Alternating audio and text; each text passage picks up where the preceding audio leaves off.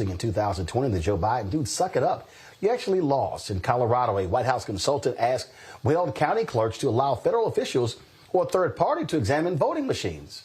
Republican election clerk Carly Copps denied the request. Separately, the Justice Department requested copies of voter rolls from 9 states, and at least 2 states complied with their request. Joining us now is Robert Weiner, director of the Voting Rights Project at the Lawyers Committee for Civil Rights Under Law. Robert, what the hell is going on here?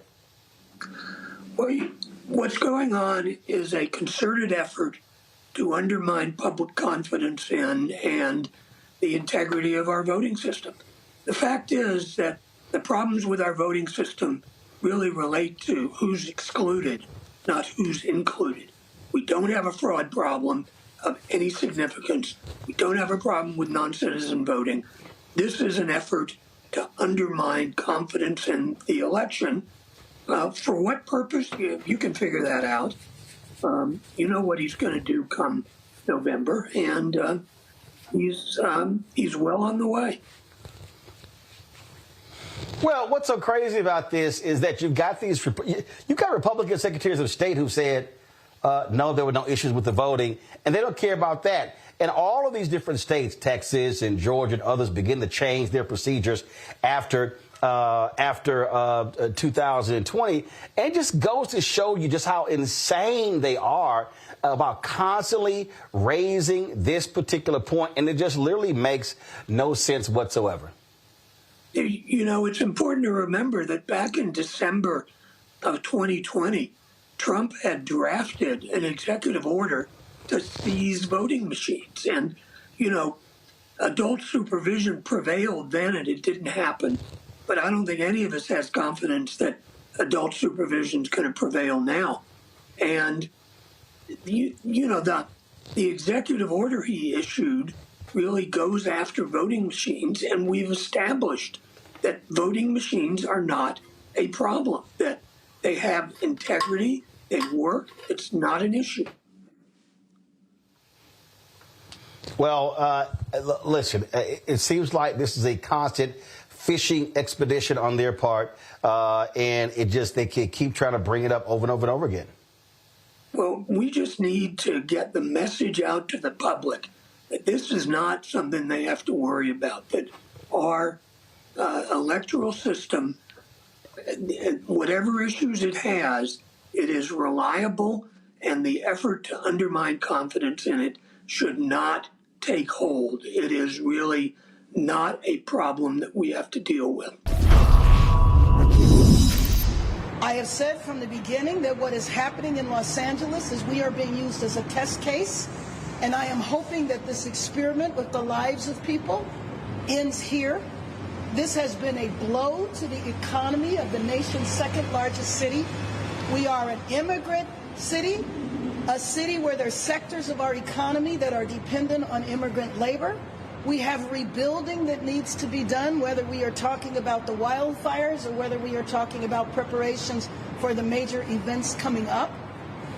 And the idea that troops would be used, the economy would be hit. Who do you think does the building in the city? We know that the construction industry has significant percentage of immigrant labor. Some people have said 40%. I believe that's a gross underestimation. You can't impact the nation's second largest city, the largest city in the state of California, and the state of California has the 4th largest economy in the world. When you do that, through stunts like have taken place here over the last month, you hurt the economy of our city, our state, and indirectly our nation. So with that, I want to just reiterate, this is a victory, and this is a victory that is the result of our city standing strong and standing united and saying this was not necessary. I hope that the administration heard that, and that's why they made this decision. With that, I'll open it up for questions. Mr. Chief? They had a draw here, 2,000 down at the ceiling. They shouldn't have 2,000 there, set up in the range. Do you think that's going to be a further drawdown, or do you think that's going to stay here as a presence in the event there are problems with ICE may wind up with it? Well, you know what? There I am hoping that this is the beginning of a complete withdrawal of all National Guard troops and of all Marines. Our soldiers are trained to fight to kill foreign enemies in foreign lands. There was never a need for them here before, and there isn't a need for them now. And frankly, Pete, if they didn't go about the raids in the manner in which they did, originally this was targeted arrests for the worst of the worst.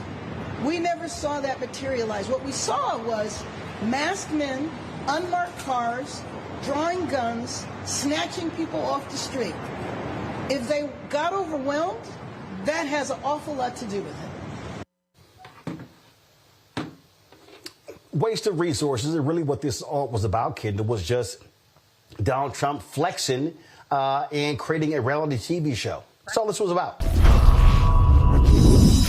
Once National Guard has been deployed for 30 consecutive days, that's when TRICARE benefits, healthcare benefits for them and their families kick in. And I think that Trump and Pete Hegseth realized it was about to get a heck of a lot more expensive for them to keep them there for a photo op and, pulled out. But that doesn't change all of the resources they've already wasted on this and all the damage they've done to people's businesses in the process. The billions of dollars Texas Governor Greg Abbott spent on the border building a wall, and I think they only built something like 8 miles. And even lawmakers are like, yeah, we're going to end this. I mean, so they love wasting money as all about show. And literally, this is a reality show. This is how they think and operate. What plays to the cameras? That's right. I don't know who that was to. Rebecca? Sure. So just like you said, this is a smoke and mirror show. It's a reality show. And it's to distract people with what's actually happening within D.C. What we're seeing that's happening in D.C. while all this mayhem is on our television sets or on our phones that we're streaming is that State Department just had another mass layoff. Department of Education is going through a mass layoff. There are essential services within our government that is being dismantled, and now it's going to start to impact people in their day-to-day life.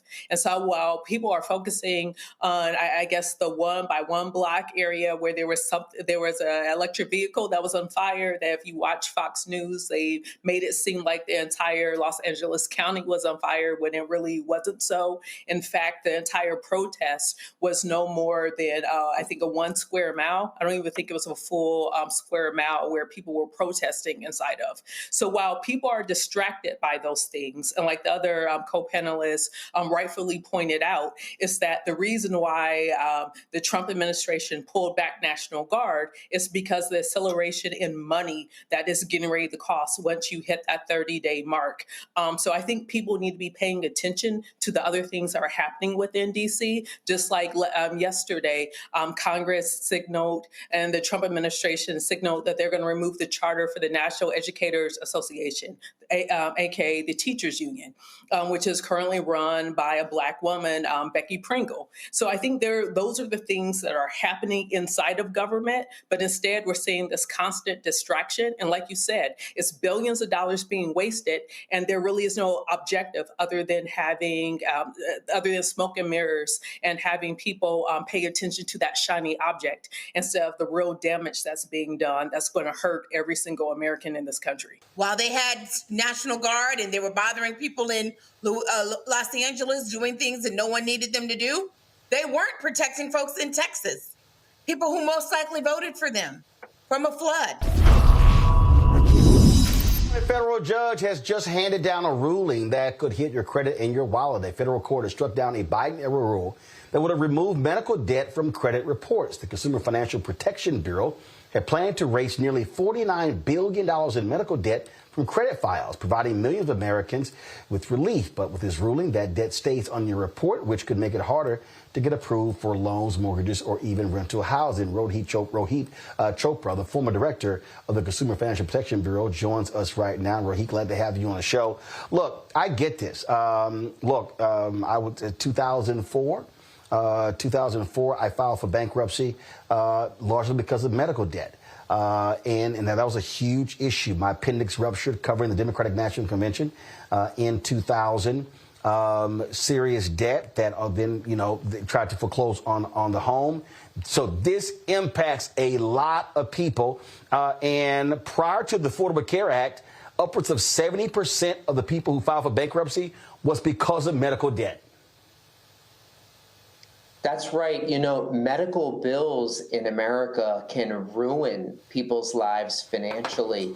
And one of the things we did after an extensive study on this issue, Roland, we really looked at the law and made a determination that we should forbid medical bills from being parked on people's credit reports, often to coerce them into paying a bill that they already paid or didn't even owe.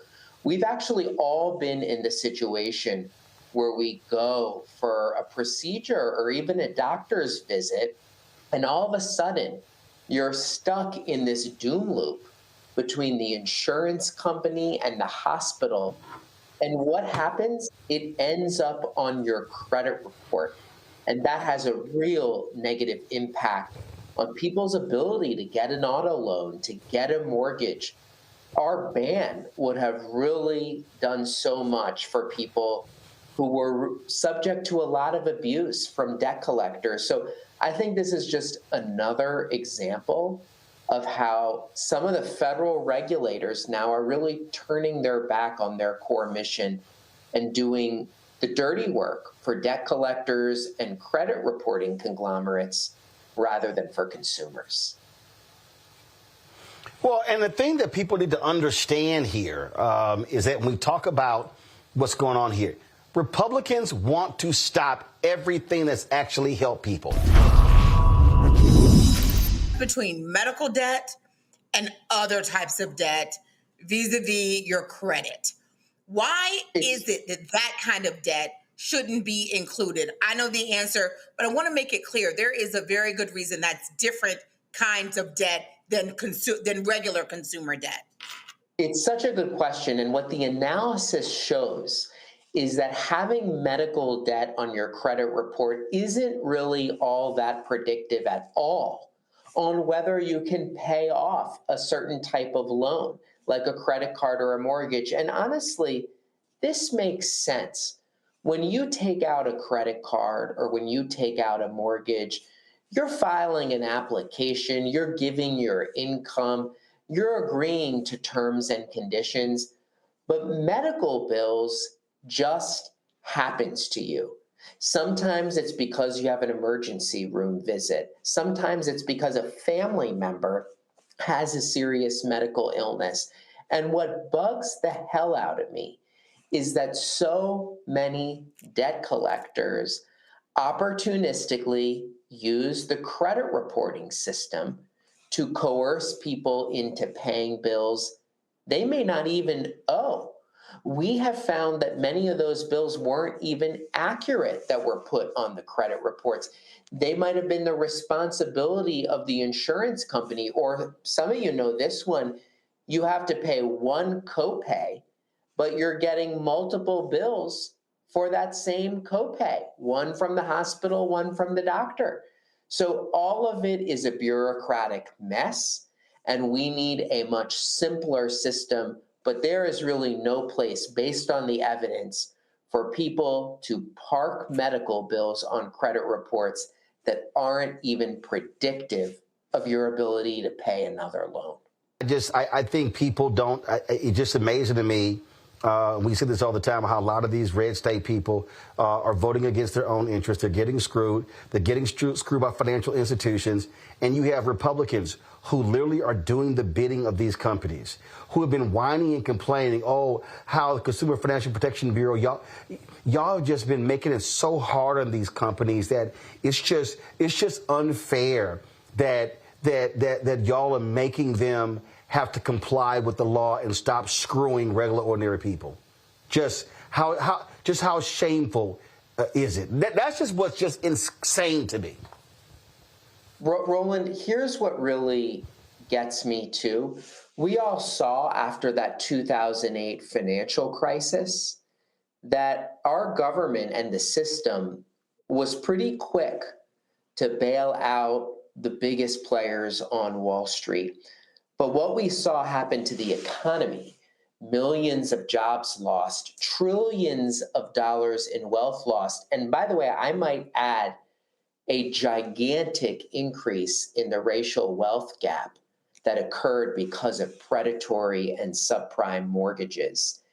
And I just really think that the basics that we can do is enforce the laws that protect borrowers on mortgages to make sure that they don't get put in a mortgage that will set them up to fail, or to make sure that their credit card interest is calculated accurately, or that an auto lender doesn't repossess a car where the borrower has been paying on time. Our work at the CFPB was reducing fraud. Distinct difference between one party that actually cares about consumers and one that wants to reward big companies. You know what really gets me, Roland, is that the Consumer Financial Protection Bureau, it's not controversial anywhere in America except for with lobbyists in Washington and with big executives on Wall Street. This is an agency that is enforcing the laws on the books. And what have we seen from new leadership at the agency? During my time there, we aggressively prosecuted a practice called redlining. This is where whole neighborhoods are just excluded from mortgage lending. And what have we seen new leadership do? They have been asking courts to undo those law enforcement actions and actually refund the defendants for the penalties that they've paid. And I think whether it's student loans or medical bills or mortgages, those are the monthly bills that are really stretching people's budgets. And we have heard a lot of talk about helping people in their everyday life financially, but we haven't seen much action when it comes to really addressing the treadmill of debt that people are facing or the high cost of groceries that people see when they walk down the aisle. All we see is big benefits for those big companies who paid campaign contributions. And I just think that's fundamentally wrong. So, again, I raised that point about the Consumer Financial Protection Bureau because this was started under President Obama. And this was really the brainchild of now Senator Elizabeth Warren. And I just don't understand why Democrats don't know how to message around this bureau. We're talking billions of dollars. You led it. I mean, and it drives me crazy. Like, how do you not make this a major thing when you're helping people, when you're helping people in red states and blue states? You're helping a whole lot of, frankly, broke white conservatives who vote for Republicans. What do you see as Democrats' issue in, and frankly, knowing how to talk about the impact of the Consumer Financial Protection Bureau? Well, I think we see too many politicians, no matter what their party is, they're sometimes afraid to speak up about abuses of some of the most powerful companies in America. And those companies have an outsized voice in Washington. Look, it's great for people to argue for expansion of Medicare, expansion of Medicaid, Social Security. But sometimes I fear that those politicians don't want to call out the companies that are calling the shots to shut down and defund the police that oversee Wall Street and Silicon Valley. Or the John Lewis Voting Rights Advancement Act, which has been introduced every year, is going to be introduced in the next coming weeks, is an opportunity for them to look for ways to strengthen the voting processes in this country, making sure that every person who is eligible to vote and who wants to vote and participate in the elections are able to do so. It's very simple. They could do this through legislation. The Supreme Court even asked the Congress to act, and that was the justification for rolling back parts of the Voting Rights Act that the Supreme Court did. They said, hey, Congress, actually, we're going to kick it back to you. You need to do a legislative fix. So there is a legislative fix that Republicans could sign on to. They could contact Senator John Warnock. They could contact if they were actually interested in making sure that our rules are current, that our rules are good. But one thing I would tell all of the viewers is going into the 2026 elections, we need as many folks as possible to show up to vote. Because if we're seeing that this administration is trying to meddle into the integrity of the elections, the only way to overcome that is if we have so many people, overwhelming number of people of good conscience who show up to the polls. Absolutely. Joy. No, I mean, that's, Rebecca is right. And let me just say, this is serious business, but I'm going to have to acknowledge my link sister, my Sora, look really beautiful tonight. It's good to be on with you. What she said is right.